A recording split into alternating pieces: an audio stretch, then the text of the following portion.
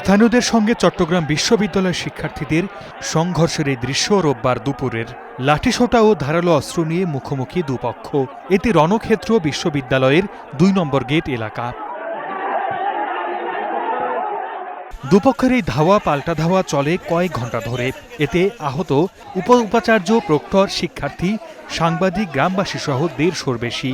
ম্যাক্সিমামের হাতে রামদা আছে, ওরা দূর থেকে ইট মারে আর কি আমাদেরকে আহত করতেছে। ম্যাক্সিমাম যারা আহত হচ্ছে সবাই ইটের মার খেয়ে আর কি।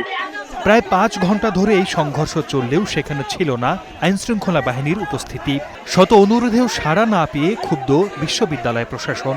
আমাদের সকল শিক্ষককে মারছে, আমার সকল ছাত্রদেরকে মারছে, সকল ছাত্রলীগের ক্যাডাররা, সকল বড় বড় ক্যাডাররা এখানে ঢুকে হেলমেট পরে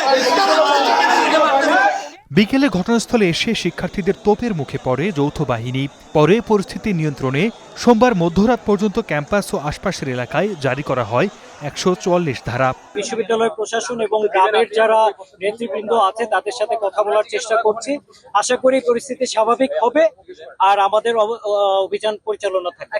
এদিকে এই সংঘর্ষে আহত অন্তত ১৫০ জনকে ভর্তি করা হয়েছে চট্টগ্রাম মেডিকেল সহ বিভিন্ন হাসপাতালে। আহতদের মধ্যে অনেকে সরকারি এবং বেসরকারি পর্যায়ে ট্রিটমেন্ট নিয়েছে। আমরা চট্টগ্রাম মেডিকেল কলেজের পরিচালক সহ আমরা সবাইকে দেখতে গিয়েছি এবং সবার যাতে সুচিকিৎসা নিশ্চিত হয় সেজন্য আমরা প্রয়োজনীয় পরামর্শ দিয়েছি। সন্ধ্যায় আহতদের দেখতে চট্টগ্রাম মেডিকেলে এসে সুচিকিৎসার আশ্বাস দেন city mayor doctor Shahadat Hossain. সব চিকিৎসা দেওয়া হচ্ছে, ওষুধ থেকে শুরু করে।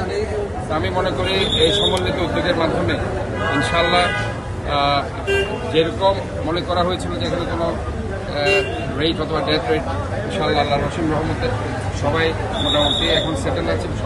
শনিবার রাতে বাসায় ঢোকা নিয়ে প্রহরীর সঙ্গে এক ছাত্রীর বাগবিতণ্ডার জেরে এই সংঘাতের শুরু। পরে রাতভর চলা সংঘর্ষে আহত শিক্ষার্থী, গ্রামবাসী সহ অর্ধশতাধিক।